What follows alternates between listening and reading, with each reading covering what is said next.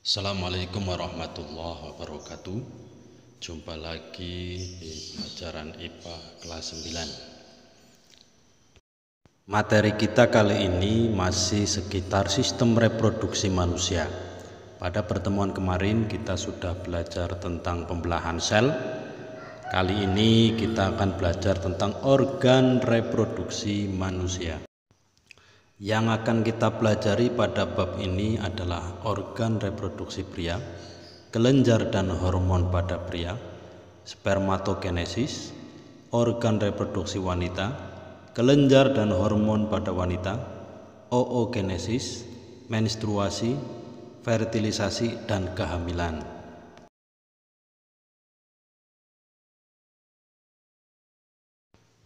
Yang pertama kita akan belajar organ reproduksi pria. Organ reproduksi pria itu dibagi menjadi 3. Yang pertama adalah organ reproduksi luar, yang kedua organ reproduksi dalam, yang ketiga adalah kelenjar reproduksi pria.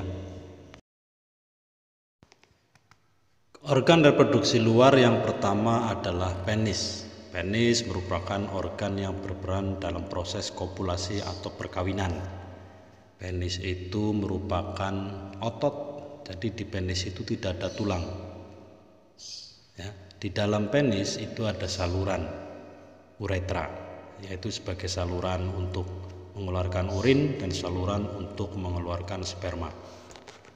Syarat penis yang normal adalah dia bisa ereksi atau menegang. Penis yang tidak bisa ereksi maka disebut sebagai impoten. Pria yang impoten berarti tidak bisa melakukan perkawinan dan dikatakan mandul. Organ luar berikutnya adalah skrotum. Skrotum itu merupakan kantung atau kulit pelindung testis. Saya ulangi, jadi untuk organ reproduksi pria bagian luar, artinya dapat dilihat langsung dari luar, itu ada 2. Yang pertama penis, yang kedua adalah skrotum. Mari kita lanjutkan organ reproduksi bagian dalam. Organ reproduksi bagian dalam yang pertama adalah testis. Testis ini seperti telur. Ya, dia dilindungi oleh skrotum. Testis normalnya itu ada 2. Fungsi testis itu sangat penting sekali. Karena testis adalah sebagai tempat terjadinya pembentukan sperma dan tempat pembentukan hormon testosteron. Selanjutnya, organ reproduksi pria bagian dalam selain testis adalah saluran atau ductus. Ada beberapa saluran pengeluaran. Yang pertama adalah epididymis atau ductus epididymis. Ductus epididymis ini berfungsi sebagai tempat penyimpanan sperma dan tempat pematangan sperma. Jadi sperma yang sudah diproduksi oleh testis akan dibawa ke epididymis, kemudian akan dimatangkan di situ. Saluran yang kedua adalah vas deferens. Vas deferens ini saluran untuk mengalirkan sperma dari epididymis menuju kantung sperma. Uretra. Uretra adalah saluran berikutnya. Uretra itu berada di dalam penis. Dia merupakan saluran akhir dari reproduksi. Berfungsi sebagai saluran untuk mengeluarkan urin dan saluran untuk mengeluarkan sperma.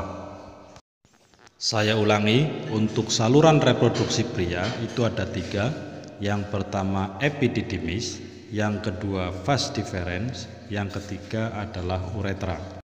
Selanjutnya, organ reproduksi pria bagian dalam berikutnya adalah kelenjar. Ada beberapa kelenjar pada pria. Yang pertama adalah vesicula seminalis atau kantung sperma. Vesicula seminalis ini berfungsi mengekskresikan atau mengeluarkan cairan yang mengandung asam amino, fruktosa sebagai zat gizi atau sebagai makanan bagi sperma. Yang kedua adalah kelenjar prostat. Ini memproduksi getah yang mengandung kolesterol, fosfolipid dan garam untuk kelangsungan hidup sperma. Yang ketiga adalah kelenjar Koper. Ini berfungsi memproduksi lendir yang bersifat basa. Dia berperan menetralisir urin pada waktu awal ejakulasi. Jadi ejakulasi itu adalah proses keluarnya sperma. Jadi kalau sperma kena urin, dia akan mati, sehingga perlu dikasih pelindung. Nah, pelindungnya ini adalah cairan basah dari kelenjar Koperi ini. Itulah organ reproduksi pria dari luar, dalam, dan kelenjar-kelenjar pada organ reproduksi pria. Selanjutnya kita akan belajar hormon pada pria. Hormon yang pertama adalah hormon testosteron. Hormon ini dihasilkan oleh testis. Dia berfungsi untuk merangsang terjadinya spermatogenesis. Jadi merangsang terbentuknya sperma, juga berfungsi memunculkan ciri kelamin sekunder pria. Jadi hormon testosteron ini yang dihasilkan di testis ini yang menyebabkan pria terlihat seperti pria. Muncul kumis, kemudian tumbuh jakun, suara membesar, dada bidang, kemudian tumbuh rambut di sekitar kemaluan.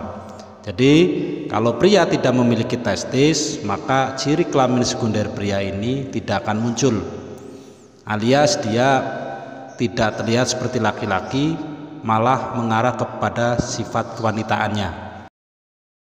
Hormon yang kedua pada pria adalah hormon FSH atau follicle stimulating hormone. Hormon ini dihasilkan di kelenjar pituitari atau kelenjar hipofisis yang terletak di otak bawah bagian depan. Hormon ini merangsang sel yang ada di testis untuk memberikan makanan atau memberikan nutrisi untuk sperma pada tahap perkembangannya. Hormon yang ketiga pada reproduksi pria adalah hormon LH, luteinizing hormone. Hormon ini sama dihasilkan di kelenjar pituitari atau kelenjar hipofisis. Dia berfungsi untuk merangsang terbentuknya hormon testosteron pada testis. Yang terakhir, untuk penutup materi kita kali ini adalah kesimpulan bahwa organ reproduksi pria itu terdiri dari 3 bagian ditambah hormon. Yang pertama adalah organ reproduksi luar yang terdiri dari penis dan skrotum. Kemudian organ reproduksi bagian dalam di mana ada testis dan saluran. Salurannya ini ada epididymis, vas deferens, dan uretra. Juga ada kelenjar reproduksi yang terdiri dari vesicula seminalis, kelenjar prostat, dan kelenjar Koperi. Sedangkan hormon reproduksi pada pria itu ada 3, ada hormon testosteron, kemudian hormon FSH, dan hormon LH. Jadi itu materi untuk kali ini. Selanjutnya pada pertemuan berikutnya kita akan belajar organ reproduksi pada wanita. Terima kasih atas perhatiannya. Saya akhiri. Assalamualaikum warahmatullahi wabarakatuh.